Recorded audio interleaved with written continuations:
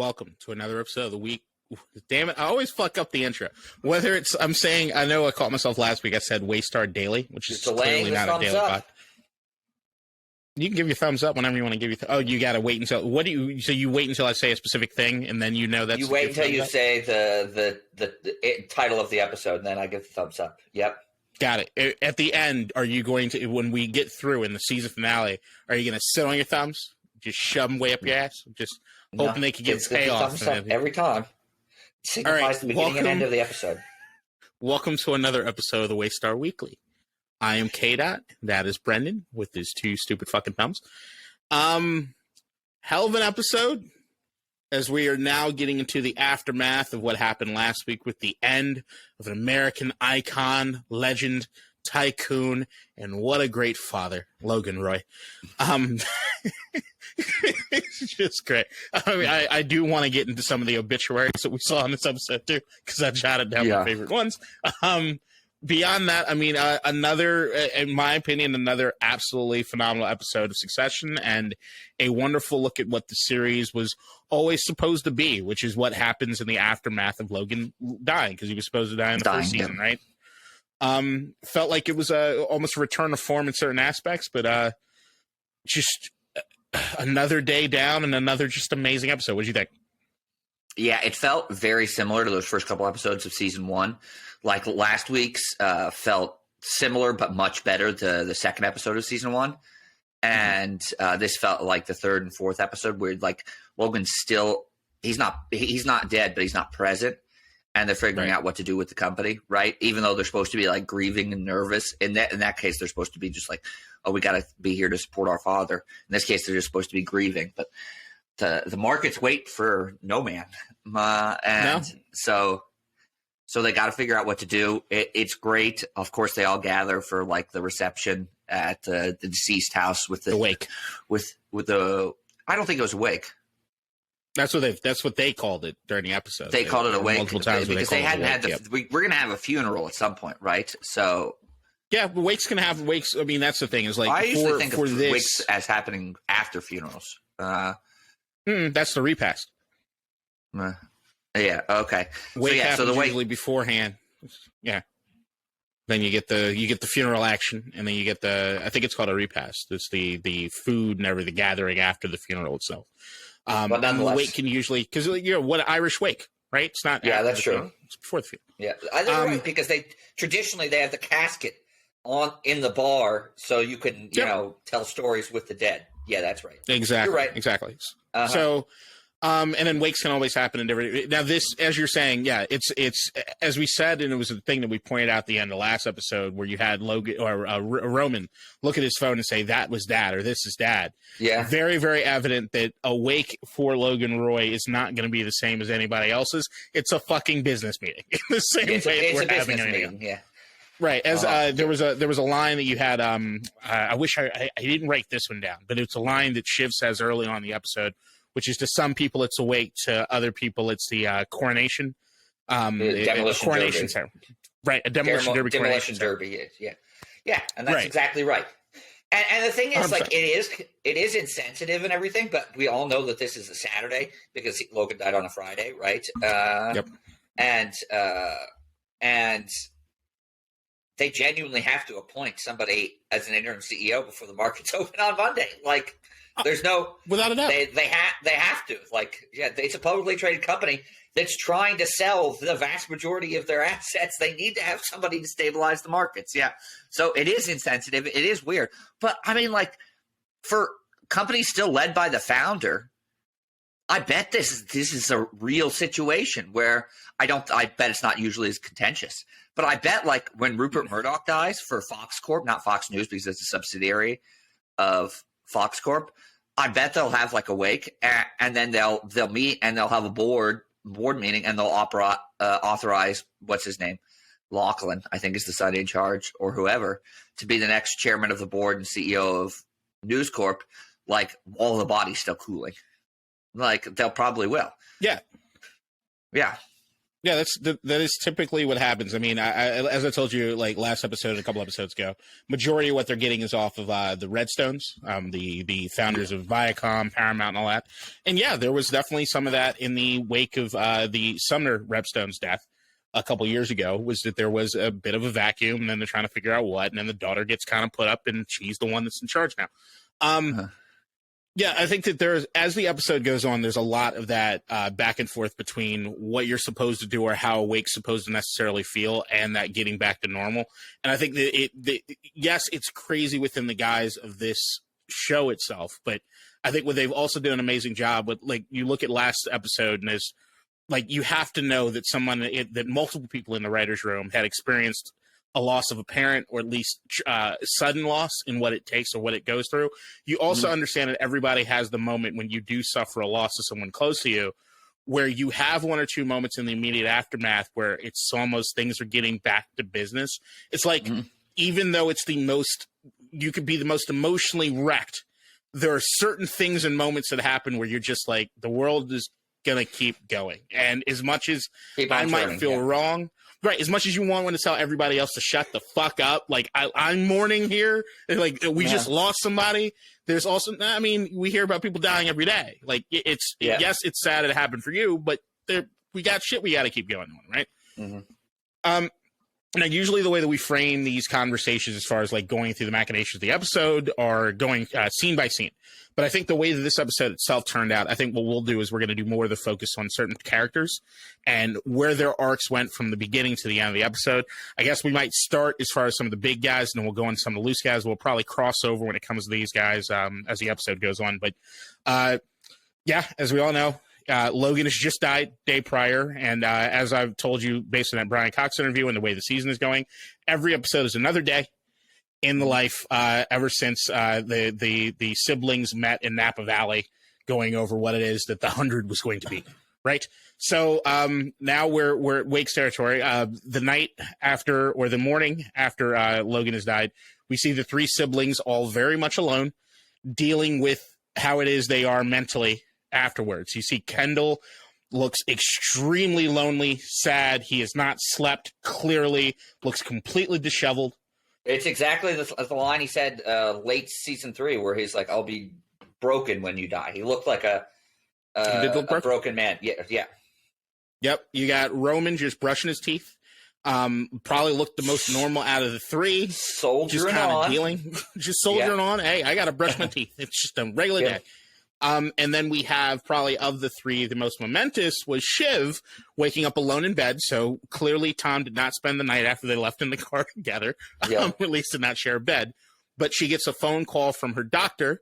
Now, I will admit, on first watch, I was not sure that she was pregnant. What I thought was that maybe she was looking into becoming pregnant. And it wasn't until on the second rewatch when you clearly hear her say that we're coming for the 20-week scan, where you're like, oh, okay. Yeah, that's what that is. So we now know Shiv is pregnant. This all happens in the fucking cold open, and then boom, music hits, and we're right into the show.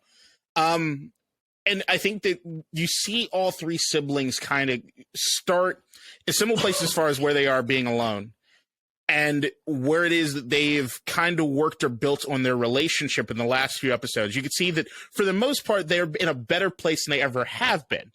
In a very long time, at least as much as since the show's been on, right? Yeah. But now we're in this territory where things are getting a little weird again. Things don't necessarily feel as strong as they used to. And there's just a lot of shit kind of happening with Kendall, with Shiv, with Roman. Yep.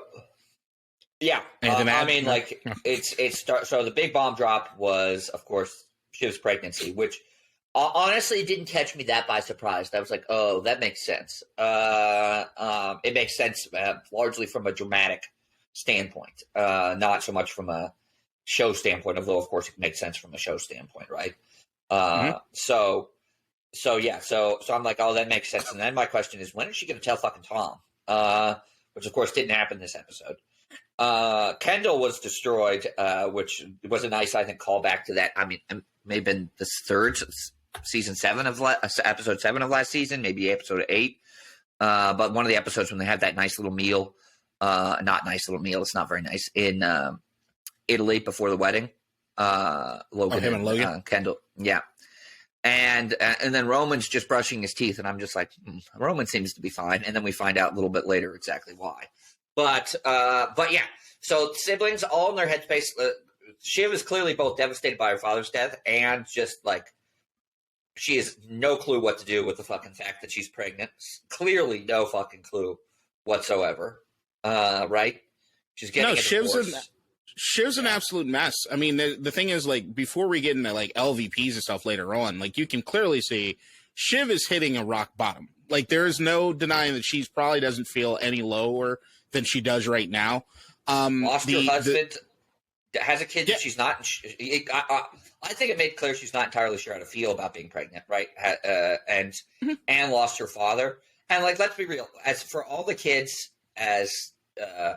in terms of personal relationships, hers was the best with Logan, right? She was daddy's girl. Logan still fucked her professionally. I'd kind of disagree with that one. Who do you think it was, Roman? I think the best relationship is Roman, clearly. No, I think Roman. Yeah, Roman's a kick dog, but he still gets to be around, right? I think that there's a difference between, as far as relationships go, absence is absence of a relationship. Like, if you're not absent, there is no relationship to really speak of, right? So, like, there is this sort of ideal that Shiv has just not been around until the series really starts, right? Like, Shiv's just not been in the picture. She has nothing to do with the family. As a matter of fact, everything that she does lines up politically with the exact opposite end of the spectrum wherever her dad is landing on, right? Well, she was in the show, but remember, she wasn't involved in the business a huge amount in season 1. It wasn't until season 2.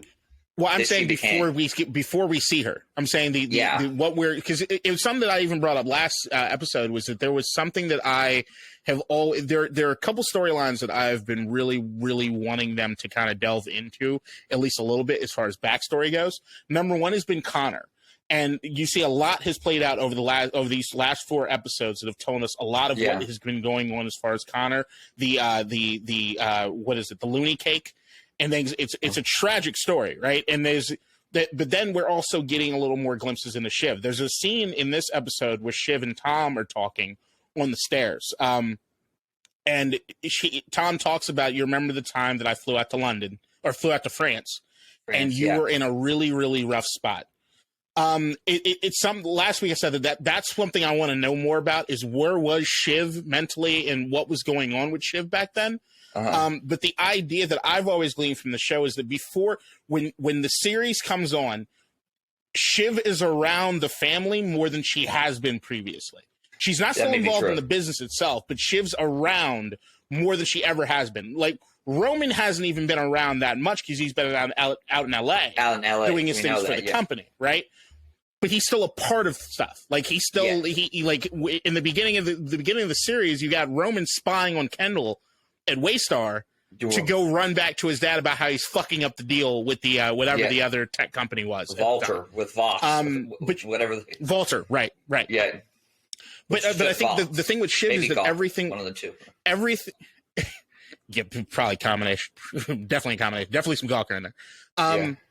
But I think the thing with Shiv is that we've seen that she has not wanted to be a part of anything, and what she has been a part of in her own life has been to be on the absolute opposite end of the spectrum or whatever it is that her family's a part politically, of. And there are quite a few jokes early on in the series about Shiv being around when she hasn't necessarily been around, right? So and the worst thing was from all the indications we were given from the first season especially, Shiv was actually good at her job. Like, she was actually like an actual good Democratic strategist and campaign worker and all that stuff.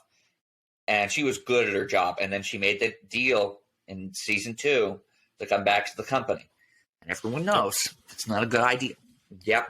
Yeah, but even in season 1, there's a lot of, you wonder whether or not Shiv would even be around if it wasn't for the dad's almost death experience in the helicopter, right? So, like, there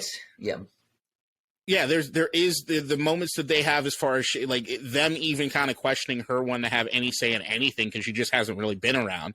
But knowing that she's still daddy's girl, and that's always going to play in it. But yeah, as far as who's where in her relationship, I think it'd be a toss. I understand your thought process on Shiv, But I'd actually say that it even though seems he's to me that Logan has treated none of his children well. It seems like the one he treated the best was Shiv. Yeah. Yeah, because he couldn't physically attack her. He couldn't. Yeah, he was less. He was less physically and emotionally abusive toward Shiv than anyone else, which is that's a very low bar for Logan, very low. But yeah, and he didn't completely ignore her like he did Connor. Like, sure, she may not have been around, but she wasn't completely dismissed as a person like Connor was. But before we get into the rest of Shiv's arc in the episode, because there's something that happens with someone else before we really get into the heartbreak that she experiences over the course of the episode, we get Kendall shows up to the wake, and we get a very nice surprise. Marcia's back, away from her shopping trips over in Europe, and she is boss bitch running shit. She is laying down the fucking law. Let's lay it down. I was sure that they were divorced, but no, they were just separated. And then that thing we talked intimately every morning and night. When I heard that, I was like, "That sounds like the biggest bullshit ever." But what does it matter? You're already if you're still divorced. If you're still not divorced, then fuck it. You're on all the paperwork. You're on unless he's changed the will. It is what it is. Yeah. No, I think what's very telling throughout the episode is that no one really questions Marcia and what it is she's doing. You could get the most you get is a question a little later on. Roman asks her if something that she does is necessary, but no one's standing in the way of anything that Marcia wants to do. And I actually think when we see Colin show up in his jeans with his kid, which nobody knew he had. Nobody knew he had. Yeah, he's ready. He's taking marching orders. He knows I'm listening to anything that Marcia tells me to do. I'm ready to go. Ready to go hop at it. But you can see Marcia's very much. She is. She has a great exchange with Willa in the episode about them coming up, basically, and Willa knowing that they're basically the same in the sense of where it is they are and where they've come from. But you see Marcia's, she, just like everybody else has over the last 2 episodes, they know they're speaking as if there's a press release being based on what it is they're saying. Yeah. They know from a PR standpoint, I need to say this. And they know what they're saying and they know how it's being perceived because there's a glint in the eye. And it's like, oh, that's what you're doing. Got it. Yeah. And Marcia, she's just laying it down, and I did appreciate it. I love the fuck out of it. But the main I thought it was person hysterical. As soon as he dies, she's back, and she's like the loving, grieving wife immediatally. And sold the house. Sold the house with a spit handshake to Connor. Let's go, baby. Let's go. $63 million. Nice. Some more shopping money. Lovely. Yeah, I mean, she's going to be richer than she could ever imagine for the rest of her life, especially if the kids don't fuck up the Gojo deal. But yeah, so good for Marcia. Her arc is pretty simple. She's back. She's in charge. She's planning. I'm sure she's going to be in charge of planning the funeral, all that stuff. And she's the head, and she's completely sidelined Carrie already. Carrie has been consigned to the dustbin of history. And we'll get to Carrie a little later because we want to spend some time with Carrie because Carrie had a hell of a scene in this episode. But the siblings are all back together and they're going through the aftermath of what's going on. And you could tell that they're still having they're having good moments together. And you see the back and forth with them, like as far as Roman letting the phone sex joke just go. I don't think you'd be in the mood for the phone sex joke. It's okay. Yeah. And we see all of this kind of working together in the splintering of the groups, right? In the aftermath of Logan's death. We see the siblings are together trying to figure out what it is they're going to do. I think right now they're on the same page, at least early in the episode, that, we just want to kind of shepherd this thing along, and then we need to get the fuck out so we could do the things that we need to do on our own. So I should say the one thing that's been clear, the change since before is they're clearly all about still the Gojo deal, right? They still want that. Yep. But they're taking ATN with them instead of Logan, right? Since Logan's now dead, they're going to take ATN with them and fold that into their Pierce acquisition. Essentially, they're going to do what Logan wanted to do in episode 1. Exactly. right? Well, I think I don't think that that's necessarily clear at the beginning of the episode. So like I get okay, the thought but they process. make but we're not going chronologically, we're going by character. And yes, they make that clear over the course of the episode. Over the course of the episode, right? Because there's something that happens that I think puts that all in the place, which is that you have the siblings are all together kind of doing their thing while the suits are getting together to try to figure out their thing, right? And the suits are trying to figure out who's what. Because there's one guy that stands out amongst the suits this episode tremendously. It was his grand show, which is Carl. Who was batting a fucking 1,000 all this episode. Holy shit. Was so funny. Well, especially Carl doing the waffle. I mean, first, his comments about the piece of paper were amazing. Second of all, him doing the waffle because we knew from episode 1 that Carl was on his way out. He had this big package that was going to set himself up for the rest of his life, right? And as the Gojo deal goes through, he's gone. And now he's like, well, with Logan's death, I may have more to give. I'm back in the picture. Yeah. And then as things go further, he's like, no one better fuck up my package. I'm halfway out the door. Yeah. So I'm going character arc by character arc, but I'm also going kind of chronological based on what the characters are doing in a sense, right? So like, what we have as far as Carl and them is as the suits are meeting, while Carl is batting 1,000, you're right. All these things happen. He gets what might be some of the quotes of the episode when it comes to Tom wanting to throw his hat in the ring. The negative case would go, you're a clumsy interloper and no one trusts you. The only guy pulling for you is dead. And now you're just married to the ex-boss's daughter, and she doesn't even like you. And you are fair and squarely fucked. Where's this Carl been? and the whole time he's prefacing it with, you're a friend. And he's like, now that's not what I'm saying. That would just be the negative case. That's what the negative case would be. And Tom just looks fucking rocked by all of it. Who is, of the suits, is having the worst time ever as he's just trying to bounce from place to place looking for a home or looking for who it is that's going to have any backing for him. Because the only other guy that's been in his corner the entire time is Greg, who's also in the same boat of no one giving a fuck. And I think everyone actively disliking him throughout the entire time. It's so rough for Tom because the other guys... Everything Carl said was true.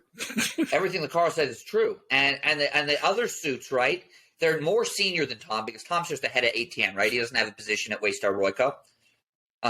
Right. And at least we know, what's his name? Frank has a board seat. I don't remember if the others have board seats too. I think Jerry does, doesn't she? I think Jerry might have one. I think Jerry. Yeah, so they have some power, some say, right? Nonetheless, and Carl, who is half in, half out, who knows, is still the CFO. And even if he leaves, is leaving with a fucking fuck ton of money, so he can buy his island with his brother-in-law. Island with his brother-in-law. Brother-in-law. Yeah, I mean, yeah. He's still got his island, but So Tom is younger. He can't retire like the other guys can with huge packages, and he doesn't have as much corporate power, either board or senior management at Waystar Royco. And so he's well and truly. As Carl says, that was the truest thing said in the entire episode. Everything else had some bullshit to it. That well and truly fucked is proper way to describe Tom. Yeah. So the moment of the episode where the siblings and the suits converge, because we know that they're going to have to meet before the board meeting happens later on that day. We have to talk about Greg's journey. Oh yeah, let's go. Did Greg attempting to come in as one of the family members to the three younger siblings. Hey guys. It's nice that we, the family, can be together for each other. Yeah, we're not playing fucking Greg. Shoots and ladders. Our dad died. It's so transparent. No, Greg has gone, and I think that this is it's almost meta. Is that while the entire world has come to love Greg throughout the course of this series, right? And everybody kind of being on Team Tom. Being on Team Tom means you're on Team Greg, right? Because you look at them as a duo, but you also know that Greg's not really in a position to have any power. They're a pair. But I think what's been very clear to see is that by the time that this season is rolled around, no one gives a fuck about Greg. They actually might actively dislike Greg, which is the world of Succession hates Greg as much as you on the outside might love him. It's just an absolute complete fuck you. You know, you see the way that the siblings look at him with just disgust.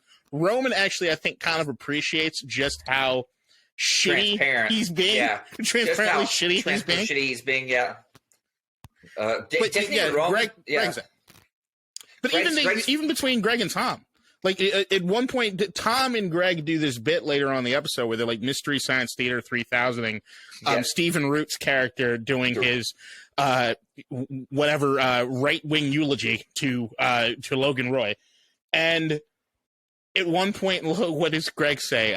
Something about something being in the shape of a dick. And Tom looks at him like, that was beneath you. That was just shut the fuck up. The disgusting brothers have had a fall from grace and just like since episode 1. Hugely. It's been tragic. Yep. That's when you tie yourself to a 80-something-year-old guy who's almost died how many times prior. He's had serious health problems. Sometimes he just drops dead in an airplane toilet. Trying to fish his iPhone out of the toilet. But as I was saying, the suits or the board, those guys and the siblings kind of converge with the grand news that Frank has, and I love the way they did that. You had the suits were together. Carolina comes in. Hey, Frank, can I talk to you for a sec? And Frank leaves. And then as we're going through different things, you see Frank is running up and down stairs. Carolina's running up and down stairs. They're scurrying around. And now we get the big we don't actually get the reveal, which is something that I do want to talk about a little bit.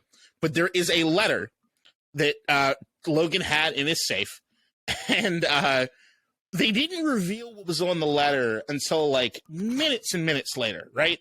I don't know if you went through the same thing that I went through, but I was so worried that Carrie was going to be on the paper. Something like, did you go through the same thing that I did? Like, I was really sure it was going to be out of left field. I was sure it was going to be Carrie or Marsha. I was sure he was going to have to put Carrie or Marsha as the head of the company.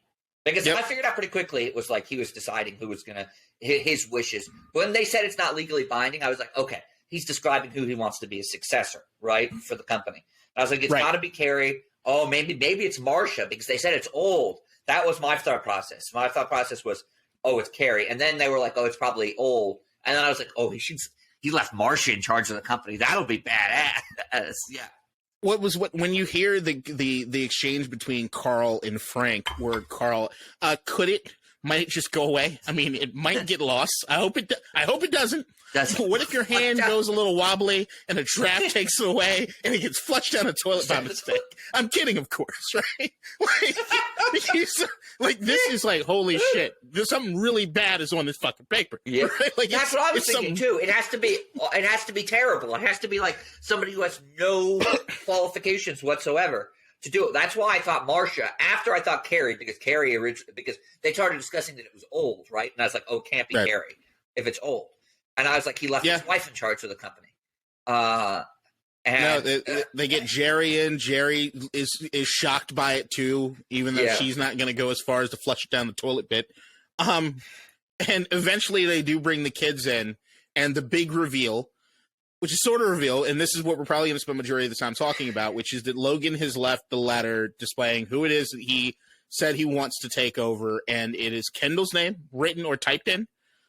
There's also an typed in, but there's also an underline or a crossover, depending on who it is. Or cross out. Along with some other things like Greg's name on a list next to question marks. Kudos as Frank's bit with Greg. Well, I think that maybe he was saying I would be number 2. The laugh that Frank gives to Greg is one of the highlights I've ever had in season. Yeah. And then he tells him, "Nice try." Yeah. Nice try, kid. It's so good. But so there's the document that shows that Kendall's name is on it. Shiv and all the siblings kind of react the way you'd expect them to. Shiv, I think, has a moment of initial unraveling. Where she questions whether or not everyone is under the idea that it's an underline. She's the first one to bring up that maybe he crossed the name out. Fucking Kendall's like shock. Really? Really? Or is that what we're doing? Like, really? What did he say? There's well, it sure as fucking shit doesn't say Shiv now, does it? Yeah. Just great. What were your thoughts on the letter? What do you think Logan's true intentions were? Break it down. Like, this is the letter of all letters to a certain degree. I mean, as the board says, right? There's no legal binding authority with it. But it is momentous in the sense of the way the season or the way the episode goes. Like, I did feel as though the letter itself felt like the least Succession thing Succession has ever done. Like, it felt as though the letter was something that you'd see in I'd say, honestly, a less well-written show. Is like, here's this letter to do things. No, but they don't spend a lot of time on it necessarily, and I do think it works for what it is they're doing, which is to give actual emotional gravitas to. Well, I mean, the idea, like, if I were to tell you, the Succession's going to have an episode where Logan dies, and they're arguing over the letter that he left, where he says he wants X person in charge. It doesn't feel as hefty as other written things in Succession. It feels on the nose. Like, we did know, when you talked about last week, that of course he's going to have things like a will and a testament and all this other kind of shit, right? One would mostly think with a guy with this much money that it will be a lot more official than this, especially when you have a board and stuff. The will is, sure right? This is like a fucking, like, the will up, is, like, this is just a document. This is a straight up, like, addendum. Just a paper. The document that he typed up. As Frank said, it looks like he just typed up it himself. So my first thought was when he wrote this document, so addendums to wills are very common. They're bog standards. You normally don't do exactly what Logan did. You normally take it to they kept saying he never took it to an attorney, and he should have. You get addendums added to the will by taking it to the attorney, signed and notarized, all that stuff. He just fucking typed this shit out and threw it in his safe, as Frank said. My first thought was Kendall. And then I was like, okay, if it's old, like they said it does, that makes sense, right? Kendall was clearly the one most involved in the business, even with Rome being always there. Kendall was more senior. Obviously, at some point, Logan wanted Kendall to take over, right? In episode 1, until he changed his mind, which I don't until he shows up to his birthday party. Yeah. Until he shows up to his birthday party and didn't have his trust thing lawyered, right? The trust change. So clearly, Kendall at some point was the one who was expected to take over. So that didn't surprise me at all. But then the cross out and the underline thing was like, oh, I could see it going both ways. Kendall's betrayed his father so many times, but Logan respects the betrayal at some level, even though he hates it too. Like, it could be either, and I have no clue whether it's a cross-out or an underline. I think the ambiguity works perfectly. I don't think there's any ambiguity, which to me is something that I'm looking at. There is no reason to underline his name. It's a typed document. What are you doing? Drawing emphasis? Like, you can read the document, asshole. Like, to me, the only thing that makes it, Shiv is right. When she looks at it, it's immediately what I thought. Especially when you see how shitty the line is written. You see he's an 80-some-year-old guy. He probably got liquored up one night and just did it because he's pissed off at fucking Kendall. It makes sense to cross it out. It makes no sense to underline it. Like, there's no point in emphasizing this. Did he feel like, did he put the paper down and like, Kendall really impressed me? Let me underline so the people know. No, it's the document, right? So, like, that to me was like that to me was a glaring thing. Was that, like, I didn't think there was any ambiguity to it at all. I think Shiv was 100% right. And as Stewie even says later on in the episode, when they ask him, well, when did Logan want, or are we sure Logan, or how often did Logan want Kendall to be? Well, sometimes. Yeah. Like, he goes in and out. Like, we know it's happened more than once. Like, it's definitely happened. We don't know what his thought process was at any given point in time, right? Like, that's a given. Like, there was no new information gleaned from the document. Even if it was a cross out or an underline, it makes no difference. No one knows. Everyone knows he was in and out on Kendall. And I sure shit, if you were to ask him on that plane that night or that day, do you want Kendall taking over? Logan would have firmly said no. No. I don't think there's any doubt in that. There's absolutely no chance he would say yes. No chance at that point. Roman, maybe? Right. It just wasn't going to happen. So, like, it wasn't going to happen. So, right. So, sorry. So it's like, as much as and this is what I'm saying, the letter itself, while I think the letter as a mechanism itself is sort of stupid to me, but what we get from the letter and the conversation, the emotional heft of it. So the letter is important only because it's a piece of paper with Kendall's name on it that they can show the public and the board to say, look, at some point Logan thought Kendall, PR-wise, that at some point Logan was seriously enough about Kendall, he actually put it to paper, right? And they can show that to the public to reassure the markets, yada, yada, yada, the board to make sure they reassure them that they're making the right decision. Right, to put Kendall and Rome in charge, and I love the underline cross out. I'm still not clear on it. You make very good points, but it's wonderful that it's left ambiguous, at least from the show standpoint, even though you think it's not. And what we get out of the show, and the first thing that I thought about the letter when they finally showed it, was Kendall's reaction. Was so fucking good because it wasn't so much that I can be in charge of the company. It was part of that. But it was like my father thought enough of me to even at some point, who knows when, put my name to paper to be his appointed heir to the company. Right. And you could tell, even after all the shit that Logan has put Kendall through, that meant a lot to Ken.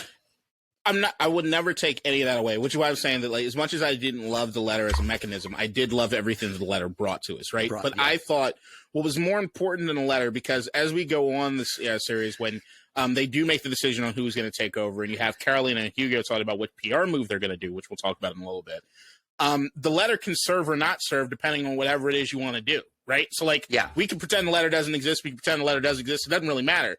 To me, the big thing to me was that it was Kendall almost reverting back to being a kid. And, oh my God, is my dad, what, I'll back up for a second.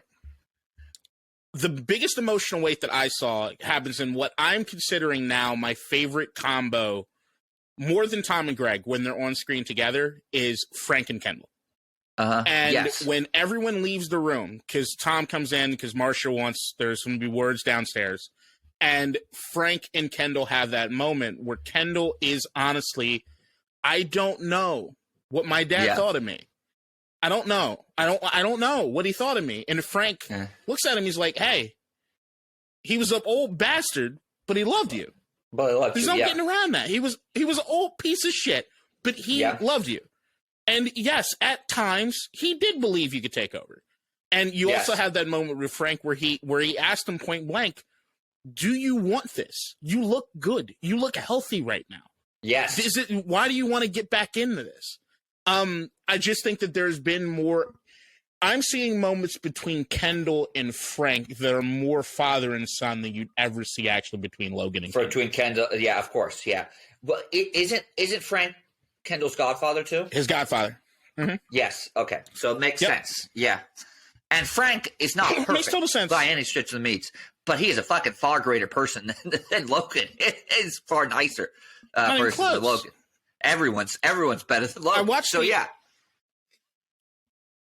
After the aftermath of last week's episode, I did rewatch the pilot again. Now, even though I do rewatch the series before every season starts, I did do a rewatch the first and second episodes.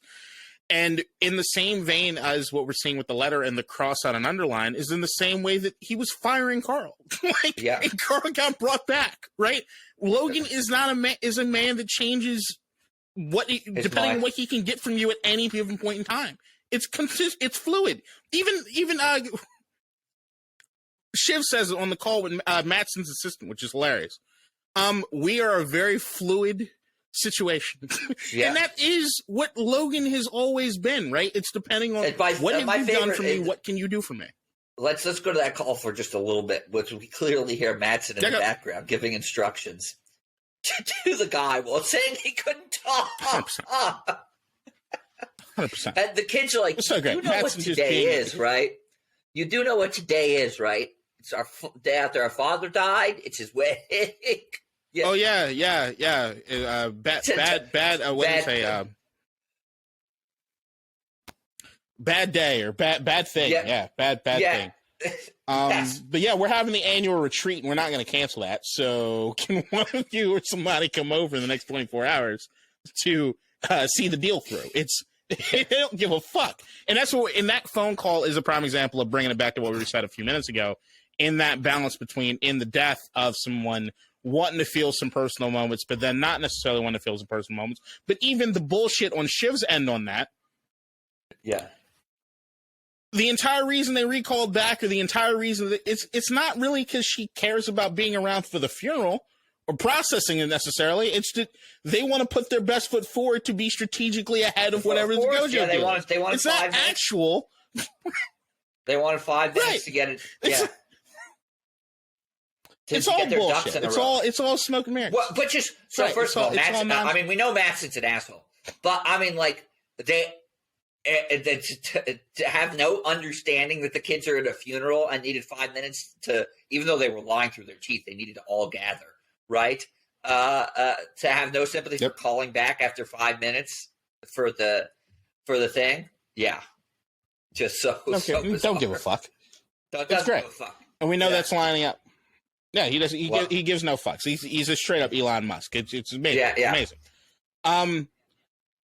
So we get so the sibling suits. They do their break. There's more shit that goes on as far as in the wake process. We don't really need to get on into. We already talked about Greg and Tom doing the Mystery Science Theater bit, and we do get a great moment when Stewie and Sandy that cohort show up. With Sandy with his permanent grin on his face, whether or not he's actually smiling or just paralyzed, we don't know. But it's great. And that made me laugh. His face is frozen into a grin. Yeah. But continuing on the Kendall trip, after you had the Kendall interaction with Frank, where Frank basically reassures him that his dad did love him. You then have an also absolutely incredible moment with Kendall, who, I'm sorry, Jeremy Strong. This was a clinic, this whole episode on what acting is. And you got to remember an important plot point. Kendall obviously said, Kendall secured Frank's support on the board for taking over. Yes. After. Yeah. Right. And then he goes with to that Stewie. convo and everything. Yeah. Then he goes to Stewie, and Stewie being there just like a good friend would be, ready to crack the jokes, ready to also be the shoulder to cry on, and the guy who can have the honest conversation with him too. Stewie gives better hugs than the whole Roy family combined. 100%. I will say Kendall did a better job with hugs this episode. I do make note of that. They did do a better job of hugging. It was a lot of one arms, but they did do a much better job. Stewie knows how to hug people, though. I'll give him And his dad's 95 years old suing the neighbor. I love that. Stewie also an MVP. Stewie's also one of those dudes that he just comes in and he checks like at everybody. Yes. Anytime he's on the show. The show is always greater when he's a part of it. But Stewie's able to do all of those things there with Kendall.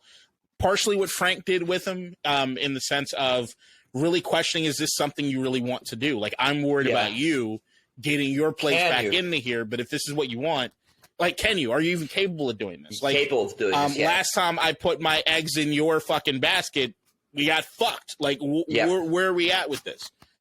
And you see, Kendall is, after the conversation he's had with Frank, there seems to be more confidence, and there seems to be a true confidence level that you see in Kendall that I don't think I've seen in quite some time. Yep. Yeah, the letter helped him immediately. The letter helped. The letter helped, and I think Frank.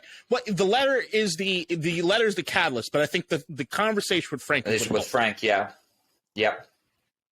And that's what I always do, is that through line with them too. Is that the letter is definitely the catalyst, but. And then that was a great scene, and Kendall does it, and then. We haven't talked about it yet. We should, because it happens around this time before we go on to the final scenes with the kids. Is Carrie coming up to the penthouse? Woo, baby! That was first and foremost. That was rough. Greg is a piece of shit. Oh my God, Greg's little whispering to Marcia. Woo! Oh God, this is so classless. Greg trying to glom onto somebody. Greg's just trying to glom onto somebody. Yeah. Oh, it's so bad. But so Carrie shows back up. Or what are you going to say? And not invited, wants to go gather her personal effects. Marcia has them packed up in a bag for her to take. Won't let her upstairs. She's like still clearly in shock, like devastated, like freaking out because her protector and mentor and lover and all the things at once has just died in front of her. It's gone. What, 24 hours ago? Yeah. And she comes in, she's getting the cold shoulder from everybody. I was stunned that Rome cared about her. Not because Rome's not capable of caring, but because there was no love lost between Rome and Carrie before this. All right, so this gets into a question I wanted to back up for. This is why I did want to spend time on the Carrie thing. How did you feel watching Carrie react the way that she did? My thing was like, I was like, this just feels like what happens to the mistress when the man dies, right? You have no legal rights. Mm-hmm. You're just fucked. You're just out on your ass, back to your, as Marcia says, tiny apartment. And so I felt bad. I get that's what's happening, but how'd you feel? Did you feel bad? I felt bad for her, even though I like her as a character, but I don't like her character, right? So I like her as a character. I think she's a great addition to the show. I don't like her character on the show very much, right?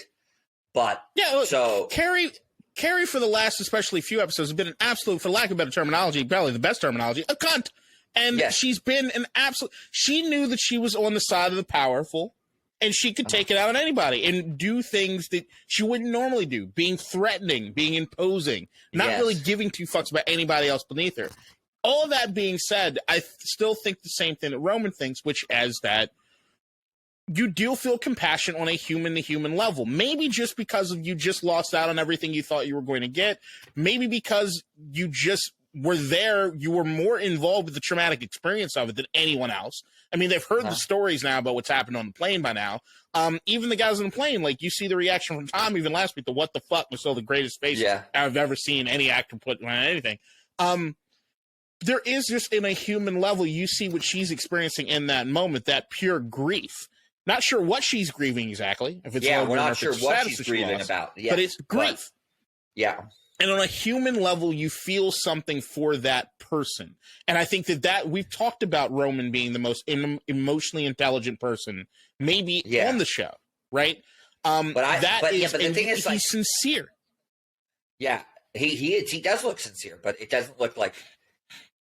It looks like. But I was just surprised, not because Roman doesn't have the emotional intelligence to do that, but because no one likes her. No one liked her. So I'm surprised. That's my thing. It doesn't matter.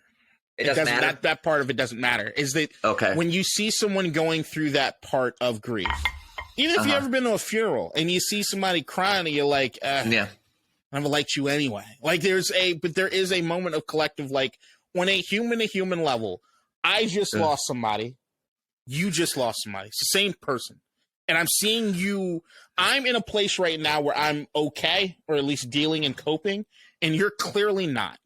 And there is no one around you showing a modicum of care, of compassion, of empathy. Mm-hmm. I can do that. And that's what Roman does. Because Roman's sincerity goes as far as, I don't think I even have your personal number. Do you want to give me your number if you need to call me? Yeah. Or he's being really real. And he's the only person the entire episode that then actually questions Marcia.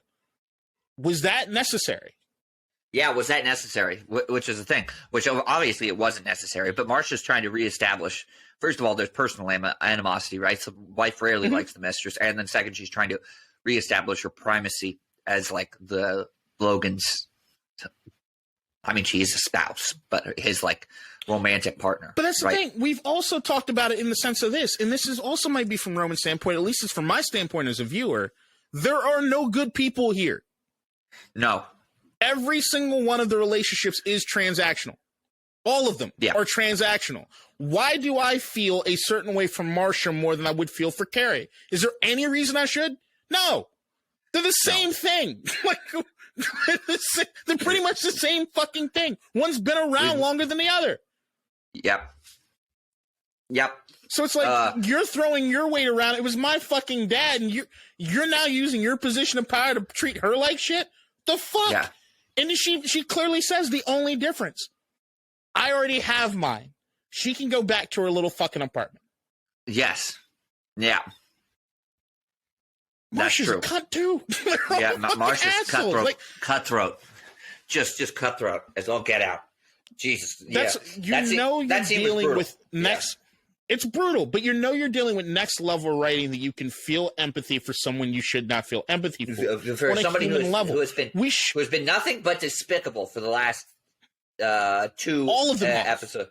Yeah, exactly. And that's the thing. If you boil it down, all of them have been that. Marsha, we see it in this episode. We've seen it previously.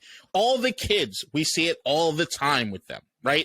Yeah. Tom, horrendous piece of shit. Greg. Horrendous piece of shit. Everyone on the board, just for working with Logan. I know you've all sold your souls. Like, there's no one. There's no one that can escape the fact that they're bad people. Yep. They're all bad people. Like Marsha and Colin helped hide up the fucking dead waiter boy. Colin, like, they're all pieces of shit. Colin covered up a manslaughter.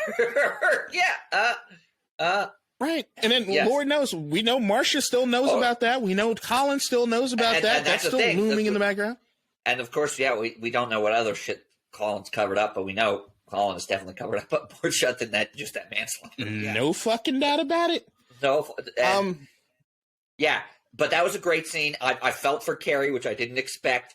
And I was just thinking, man, the mistress just gets, you get fucking nothing. Right? I'm not even going to call her the mistress. She's not the mistress. She was just the newer version. She was the newer version. She was just the newer piece of ass that he wanted. Like, that's it. Like, I believe without her. any legal contract between them. Yes.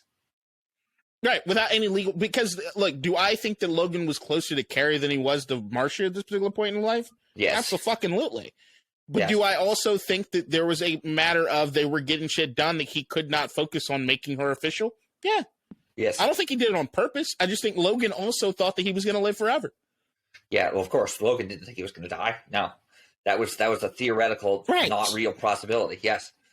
No one around him thought that he was going to die, otherwise they wouldn't align with him. Right? So there's like all these things happen and it just never got around to it. I think she's right. I think that's one of the other reasons Marsha doesn't want her upstairs. She might find a piece of paper with some fucking pencils on it that says Carrie gets this out of the other. There's a chance because she knows exactly how it is. There's a chance that Logan did some stuff, right, just out of like, at her urging, maybe not at her urging, but wrote something on paper saying she gets something. We have no idea. 100%. I mean, me and you both thought when we first heard about the paper that there was a good chance Carrie was going to be on it. Carrie. So like, there's no denying. Right. I mean, he was about to fucking try to give her a seat at the fucking ATM table, which was bad for everyone. Bad for everybody. Exactly. Yeah. There's no denying to what extent he would have done X, Y, and Z for her. Right. So there's that. Now, before we get into the conclusion about the siblings, we do want to talk a bit about Shiv's storyline. So we talked about Shiv kind of being rock bottom, right? But time after time, things are happening to her. We get we have the initial phone call when it comes to she's pregnant. We then get the conversation that her and Tom have on the stairs, which is just rough. And that comes right after the conversation that she has when she tries to throw Kendall under the bus a little bit. And Kendall gives the line that I said about earlier where, well, it wasn't your fucking name on the piece of paper. Now, was sure as fuck didn't say just shit, another reminder. As much as the paper, as I still go back to, doesn't really mean anything. Doesn't really mean anything. It does still carry weight. At least the machinations of it afterwards with these kids is that Shiv does have to come to the conclusion that, hey, emotional weight. Her name was never going to be on that paper. So Shiv, and that means something to her. Shiv has been annoying me more and more as the seasons go on. First, when she made the terrible decision to come back to Waystar. But it seems like just, even from the beginning, like when she doesn't want Kendall to be the CEO of Waystar in the very first season, right? No reason given other than the fact that he's an addict. He has addiction issues, right? Yep. I think there are very valid reasons for Kendall not to be CEO of Waystar. Many, and the addiction issues are one of them. But it's so clear that Shiv just doesn't want him to be CEO because that would mean it's not her, right? Yep. And she somehow has tricked herself into thinking that she would ever be eligible for the CEO job with no experience whatsoever. What, she's been at the company for a year maybe? And she still thinks that she's a legitimate candidate. And I'm like, the level of delusion here, like, don't get me wrong. I think Roman and Kendall are going to be terrible at this job. I think it's going to be a failure. But at least on paper, right? They have the qualifications having worked at the company for years. Let's talk about that scene. Let's talk about that scene and break down all three. Let's break down specifically Kendall and Shiv. So we do get the ultimate conclusion Coda brings up is that Kendall, being a bit more confident, presses the issue. Let's fucking talk. If we're not going to, if this is not going to work and we're going to give it over to the fucking Keystone Suits over here, then let us not be because we didn't talk. And they have what might be the most honest conversation between the siblings we have ever seen in this show. They are all together and they are laying it out. And Kendall makes it known, I don't even care what happens at the end of this. I just want everyone to speak their fucking piece. And they did. Yes. And you nailed it. As far as Shiv wanting, you can tell Shiv wants in. And the other two realize they're like, hey, it just doesn't work. It doesn't work. It doesn't look right. I rarely agree with them. Right. I was like, they're right. I was like, they're 100% right. Shiv did Daddy Make Work, the strategic review, which we knew was Daddy Make Work at the time it was happening. What, in season 2? Yeah. Yep. And they're like, Kendall is not only on the piece of paper, but he's been at the company a long time, been in senior positions, right? He's tried to betray his dad off and on, but he's been at the company forever, right? And Rome is the current COO, and he's also been in the plan. In the plan. Yep. In the plan, and has also been at the company forever, right? So they, on paper, make sense. Again, I think they're going to fuck it up. I'm reasonably confident they're going to fuck it up. But look, 2 is a fucking, 3 is some hippie orgy bullshit. Bullshit, yes. And Shiv just seems to be living in a realm of delusion where she thinks that she's his daughter and that automatically should qualify her in the eyes of everybody to be the top job, right? And she thinks her talents should shine through without any experience, right? Well, I'm gonna peel the curtain back just a little bit, just a second. Okay. My family is obsessed with the show Succession. Okay. I am dating to listeners. I am in a 3-year relationship with Brendan's sister. And don't read too much into this. No one. But my family calls your sister Shiv. Now she looks like Sarah Snow. Yeah. She looks just like Sarah Snow. Like right? Sarah Snow. Which lucky me. There's that. There's every once in a while. My dad, just to piss me, will call me Tom. Just to say, clean, that there might be more happening in our relationship than not. But I call my girlfriend Shiv sometimes too. And not only just because of the look, but because there's some things that Shiv does where I can kind of get an understanding of why she's doing what it is she's doing. Once again, don't want to read too much into this. It's just might be stupid on my part. But you're dealing with someone that never gets credit for anything, really. She doesn't have a long list of accomplishments. She does, though. She has a long list of accomplishments, clearly. It's just not in the certain field. No, hold on, hang on. Because even looking back on when we got involved into Shiv's political career, and she was having the affair with her ex-colleague, whatever the fuck, right? And the Bernie Sanders stand-in. Yep. And they talk about that while she has had at least some modicum of success when it comes to some of the political candidates, right? They still know that the main reason that anyone hires her for any sort of Democratic or liberal campaign is her last name is Roy. And that looks good for them. Is that they have somebody from the enemy. Right. Yeah. It's not even like we've heard tales that she's good at this. We've seen little glimpses of her actually being good at this stuff, right? But there's still, at the end of the day, this idea that it's just her name that really might even bring success for them enough to win. Like, the idea of my campaign manager is the daughter of a Roy puts you up a certain percentage points that might try to turn in your favor, right? Like, it gives you legitimate points. So there is this element of, like, the things that we've seen Shiv actually accomplish. She has accomplished stuff under the Roy banner, I think, under doing things with her father. She absolutely has. But she's a good negotiator. But she's clearly a very good negotiator. No one is willing to get, but no one is willing to give her real credit for it. It's daddy make work. It's you're only here because of this. It's only you're here because of that. I feel for Shiv tremendously, and especially in this this particular episode. Is that she's being stripped away piece by piece. Now, here's the other thing. She has done a lot on her own to put herself in this situation. Yeah. Like with Tom. There's tons of stuff that she did to put herself in this situation with Tom. She took advantage of him. And she took advantage of a lot of fucking people to get to this particular point. But there is this element of, it feels as though, to me, the way they're shaping it up, I'm expecting a Shiv Roy fucking comeback story, the likes of which we can't even fathom right now. Because I don't think it could get much lower than this. So, yeah, but I think I think her brothers are being honest about not wanting to fuck her. That they're going to actually, once they spin it off.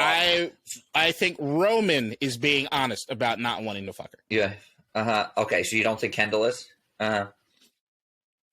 I mean, let's talk about what happens at the end of the episode. So after we get the announcement that it's going to be, they come to the agreement, it's going to be Kendall, it's going to be Roman, this is what we're going to do. Shiv signs off on it, just do not do stuff without me. I need to be involved in all of it. And they say, absolutely, 100%. We're all going to be above board. We get the announcement, the coronation, as they're applauding at a fucking wake.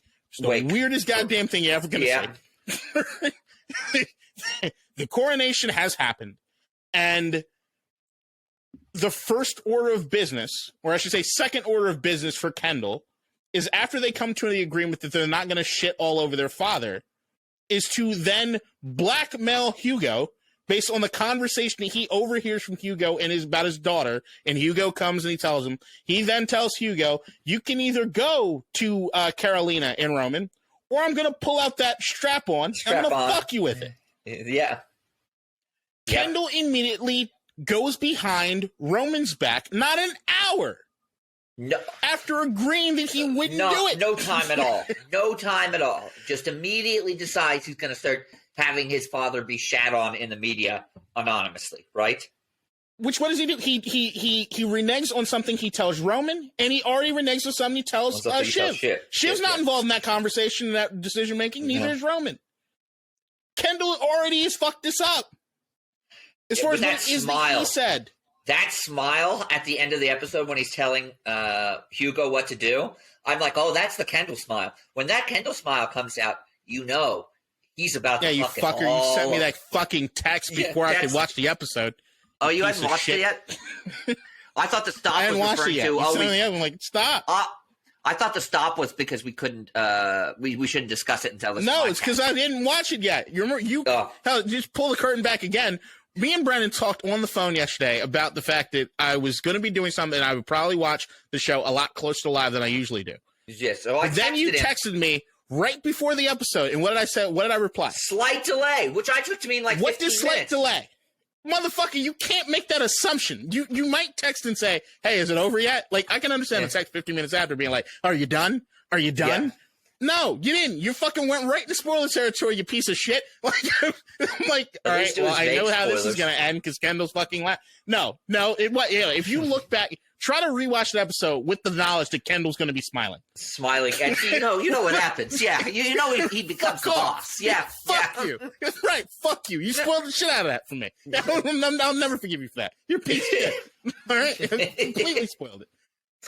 But I think what also that does in that moment is, although Kendall is already fucking over his siblings. Yes. What it did do for me, full circle and tilt, Kendall has become the killer his father thought he never could be. This is full coronation of Kendall has become all the things that he criticized his father for. He is blackmailing a man, threatening to use his own daughter against him to get what he wants, to shit on another family member behind the backs of two other family members. Behind the backs of his family members after agreeing not to. Yes, it is a killer move. Now, the problem with it, I have to say, is that Kendall has never proven to be particularly competent. So I think this is going to backfire and terribly. Yes, that's the problem. So he may become a killer, but Logan's being a killer worked because he was actually competent in his job. Logan was, as Frank said, an old bastard. He was an evil old man, but he was very good at making money and building his influence. Kendall has not proven that he can be that. I'm going to devil's advocate for a second. I'm going to devil's advocate for just a second. I think Kendall has actually shown to be the best, maybe business mind person of the entire Roy family, Logan included. What he has done constantly self-destruct. So maybe he has. Hang on. Right. Yeah. That's my point. Self-destruction's different than do you have a business mind, right? Okay. So the idea to me is that Kendall's always ahead of the curve. Was the Vulture deal the right move to make? Yes. Is all these deals that Kendall think the right moves to make? Abso-fucking-lutely. Every single time. Is what Kendall says a boss should be, in theory, the right thought process? Yes. Yeah. But usually he self-destructs at every fucking opportunity when he does have an opportunity to prove himself, right? Yeah. Now, I will say this. Usually the person that's chiefly responsible for Kendall's self-destruction is his father. Is Logan. Yes, that's true. Yeah. Maybe that changes. The aura or the shadow that Logan cast over him usually has some sort of way of impacting him being self-destructive. It takes him off his even keel because he's still battling with his dad, right? Yeah. To me, I really did feel the smile at this end of the episode was almost it's the birth of a villain. It's seeing Michael Corleone in the chair going over the plan for Sollozzo. Yep, Sollozzo. It's changed. Uh-huh. Something's different now. I don't know how, if I had to put money on him, I'm putting money on Kendall? No. Fuck no. Absolutely not. No. But there does seem to be something different. And it's the only reason I say that I feel as though I'm shaping up for the return of Shiv. That's why I said what I said. Yeah. Is that I don't think there's a person that you could put less stock in right now than Shiv as far as the Roys go. Because she's lost everything by the end of this episode. All she gets is a promise between two motherfuckers that you could never trust. And already one of them has already gone back on that. Yes, so you've got a promise between two people who are highly untrustworthy. Yeah. And the thought process is, if Roman finds out that this is the case from Kendall, does Roman want to stick around? Roman's been wanting to get out. Yeah. He's been wanting to do his own thing. He wanted the 100 more than the other siblings did. Yeah. So I think we're sitting at a point right now where we look at the episode. We're at episode 4. We just put episode 4. There are 6 more episodes left. Of the season. We are a week away from the election. Uh-huh. We are a day away from them going to go salvage the Gojo deal or to see the Gojo deal through. You have, of the Roys, which one is the most politically inclined? Shiv. With an election coming up? Yeah. If you have Kendall fucking all this up, I think that there's an opportunity. You got one person to shine through more than anybody else. Possibly. So if I'm looking at the long odds, if I'm on FanDuel and they had something on there, who's going to end up better than anybody else by the end of this? Long run to me, potentially Shiv. Because I do think that she's at a precipice right now where if doing things right, if she could be honest with Tom, if she could salvage that relationship, she's got a kid on the way. She could be a better kid to her parents than Logan was to his. Or other sleeper thing that we never talk about. We never talk about Kendall's a very shitty dad. We don't talk about that. Very shitty. He's not abusive. He's just not there. He's a complete absentee father, right? Yeah. He's fucking. His kids are Connor. Roman even made some jokes about that in earlier seasons. Like, your kids, remember you have those? Yep. We don't talk about it. Like, Shiv makes the joke. It gets brought up this episode. When they're going through the obits, And and they talk about how he was a loving and it was like Kendall says he doesn't even hug his grandkids. He's afraid to he never even hugs his grandkids. And then you think about it, it's like, well, Kendall, where are you when it comes to your kids, bud? Yeah. Like, when you criticize them, where are you at? Yeah. And then you also have Shiv on the stairs talking to Tom, saying that she had dreams of her dad hugging his grandkids, and Tom's like, well, because you thought that he would do that. Yeah, like, that was the thing. So obviously there's context between that line with Shiv knowing she's pregnant. Yeah. But Tom is like, doesn't know that. He's like, you really thought that because Kendall was, because what's his name? Logan was doing that so much already, right? Like, yeah, no. Right. And so I can see the thing for a Shiv comeback. Roman's been flying under the radar, and he hasn't been fucking things up this season. Like, he's still recovering from his Jerry dick pics to Dad. But he has been confident this season. He has not been fucking it up. He is the least emotional over Dad's death, which may, as he admits, hit him like a ton of bricks at some point, right? But he seems to be acting more on logic than emotion than the other siblings are for this entire season so far. I agree, and that's why I think that Roman's pathway for success is to get the fuck away from everybody else. All right, before we get out, MVP, LVP, who you got? So MVP was actually a tough one for me. I'm sorry, not MVP was a tough one. MVP was an easy one for me. The LVP was tough. MVP is clearly, we're splitting the award. It's Kendall/Roman. They took over the company. No brainer to win. They're doing well. Yeah, I agree. That's an easy one. LVP was tough. Yeah, so go ahead, your MVP. MVP, same here. I think I'm going to give it squarely to Kendall. But it's also, in the grand scheme of things, you might have won within the confines of this show. You are setting yourself up to lose big. So you won this episode, but I don't think that in the long-term running of this, we will look at this as a win at all. We will look at this at the beginning of the end for you. Kendall's going to self-destruct. There's just no way that it doesn't happen. It's his He's character. Already did. Like I said, he took a huge step towards doing that at the end of this episode anyway. And by doing so, he is, because now if you really look at it, the same thing that I said, the one thing that causes self-destruction more than anything else is his dad, right? Yeah. What is he doing? He's still fucking with his dad, even in death. He's still fucking with his dead dad. In death. In death, very stupid. Nonetheless. Yeah. Sounds like we know how this might go. All right, LVP. And LVP, so this was a tough one because there were a lot of eligible characters for this. I went back and forth between Shiv, still Tom, Greg, and Carrie. And I had to put the final thing. It had to be Carrie for the second week in a row. That one scene was devastating. She is just, so Shiv's the one that we know the best, and she had a rough episode, right? I'm sorry, Carrie didn't win last week. Tom did. And Carrie was only in one scene, but like Tom still has a job that makes him a lot of money. Shiv still has her part of the trust, right? Even if she gets fucked, she's still going to be a billionaire. Carrie has fucking nothing. That tiny apartment comment was just like, okay, I think this is a strong contender. A cab, not a car. A cab. Cab back to her tiny apartment. And I was like, well, okay, so this is that. I was like, okay, yeah, probably LVP for you.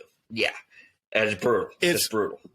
LVP is Carrie. I don't think Tom was in the running at all this episode, because as long as Shiv does not have an abortion, them alimony, child support payments, regardless, Tom, you're good, bud. You'll be okay. Tom's set. Tom has a kid with a Roy. He'll be okay. That is behind the scenes. Tom is not aware that he's won. He feels as though he's lost this episode. There's probably not a lower moment in Tom's life than after Carl talked to him. But he did win. True. He did win, just as happening behind the scenes. Greg, I still think he'll figure out what's happening with that question mark. But no, it's Carrie. It's 100% Carrie. I've never seen anyone that low in the series. Groveling and just fucking bad. Even in the first episode, the kid who didn't hit the home run, they still got a Philippe Patek fucking watch. They just don't know they have it. 15 grand watch. Yeah. They just don't know how to have it, but they still got something. Yeah. Carrie not only has nothing now. It's like I have a shellfish allergy. It's one thing if I was born with a shellfish allergy, but I wasn't. I developed it in my 20s. I know what I'm missing. Yeah. She got a taste of life. And you've lived in Maryland for so long. You. I live in Baltimore. Yeah, with shellfish. As a staple cuisine. They put Old Bay on everything here. Yeah. Yeah. So it's like now Carrie got a taste of it, and we already saw the only person that might have been in Carrie's corner at least for a second, at least at the end of last episode, was Colin, and we see damn right Colin ejected her ass off the premises. So it's off the premises. Yeah. Carrie, tough luck. Maybe you have a future anchoring a local news channel. No. Out the back. All right. She just got escorted out the back. No. It was rough. No. I guess best scene. Best scene. Best scene was my favorite. You want to see in line? Okay. Scene in line. So my favorite scene was the scene when the three siblings are discussing when Kendall says, "Well, everyone listen to me. We have to talk about that." Right. I thought that was an amazing scene when they decide who's going to take over. Amazing scene. Great. Sarah Snook's performance was exceptional in that. Kendall's performance was exceptional in that. Great job. The line of the episode was, so I thought about giving it to Carl with what his thing said to Tom, but I decided ultimately to go with, because it's so on point, even though it's a funny line for the characters, not just for the audience, it's Shiv. It sounds like you've got the best grief guy. Made me die laughing. Fuck you! I've got a great grief guy. I've got a great. Fuck you. Sounds like the best grief guy. Great choices. For best scene, I'm just going to vary it just a little bit. While I do appreciate that scene a fuck ton, I'm going to go with I'm going to go with the unveiling of the letter to the kids.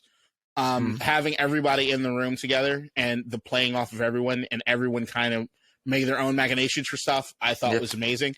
And then just the Greg there at the end. Like, I'm looking at that scene all the way through when they actually leave the room. That was another contender of the line of the episode was maybe he meant that I should be the second. If I could package Frank's laugh, I might put that as one of the episode. Yeah. But I'm tying my line of the episode. So the first is by Roman. When they ask about where Carrie is, she's in Marsha's trunk inside an anaconda inside a sarcophagus. I fucking adored that scene. I adored that line. And next goes to Jerry. When talking to Tom, you might want to put down your fish taco. You're getting your melancholy over. That was a good line. Yeah. I love that throwaway by Jerry. I just think that right now we're actually seeing the most colorful aspects of all these characters who sort of been afraid to be themselves around Logan. And now you have that everyone can kind of step outside of themselves and fight for what it is they want without the big guy. And it's nuts, because the other thought process going forward is that everyone keeps talking about this is an interim role. Although Shiv does put in a wonderful caveat, it is while it is. Yeah. It might not be. But it feels as though it might not be an interim role if the kids fuck up the Gojo deal, or if what's his name, Mattson decides to blow it up for some other reason, right? The kids just walk away. If Kendall's left alone and Roman and Shiv both say "fuck you," which I do think there's a grand possibility that happens. I'm actually my money's more on that than anything else at this point. I think Kendall by the end of this is left alone with Waystar Royco or whatever's left of it. That's the way to me it feels like it's shaping up. Whatever. It's awesome. This show's great. If you're not watching, you shouldn't be watching this podcast. I ain't worried about you. But yeah, that's dope. Anything else for anybody?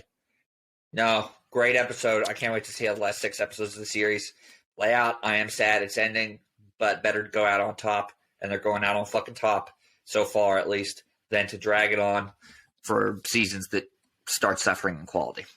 As what's his name has constantly said. Brian Cox has constantly said it's better to go out on top And he says the American shows always have this problem that drag on too long. And he's right. It's mostly network shows, not prestige cable shows, but network TV shows in America. If they find a hit, they just drag that shit out for fucking until it dies. Why everybody still needs to give more credit to Jerry Seinfeld than they do for what it is he did for ending it. Yeah, even though the ending wasn't itself great, although I enjoyed it a lot more than most people did. The final episode. Same here. Same here. It has its flaws, but I do appreciate it. It has its flaws, but I enjoyed it more than most people did. But nonetheless, he ended on top. The show was just as good. What was it, 98, 99 when it died? 98. Yeah, as when it started. So yeah, he did it. And as he mentioned, he went out as the #1 television show. It wasn't just pop. It was great, critical-wise and viewership-wise from the beginning to the end. So yeah, it's tough to do that on network. Prestige cable, it's much easier. So good for them. 100%. To quit. Yeah. All right, this has been your latest episode of the Waystar Weekly. What was it? What was the name of the episode? Rehearsal States. It's also great. All right, until next week, see you guys. We should also have an Extraordinary Nobodies episode actually out this week. We've been working on our scheduling. Yeah. We should have it down pat, even though I'm hoping my going to the premiere of Beau is Afraid, which is my top priority in life right now, even though it's getting some of the most horrific reviews I've ever seen of any film of all time. Okay, we can discuss that. I'll read some reviews. I certainly won't see it. But don't tell me anything. There's a there are a couple you're going people you're going to see it. You're going to see it Thursday. But don't tell me anything review wise before Thursday. I'm going to see it on Thursday after we'd record the pod. I was. But here's what I will tell you. Order, just for entertainment's sake for yourself and for anybody watching, I'm going to go see a movie called Beau is Afraid. You could hop on Twitter to see what happened in the theaters for some of the advanced screenings. It's highly entertaining. Okay. It's highly entertaining. But I'm still excited. My #1 movie this year. All right, guys. See you next week. All right. You get a double thumbs up because we had a double ending.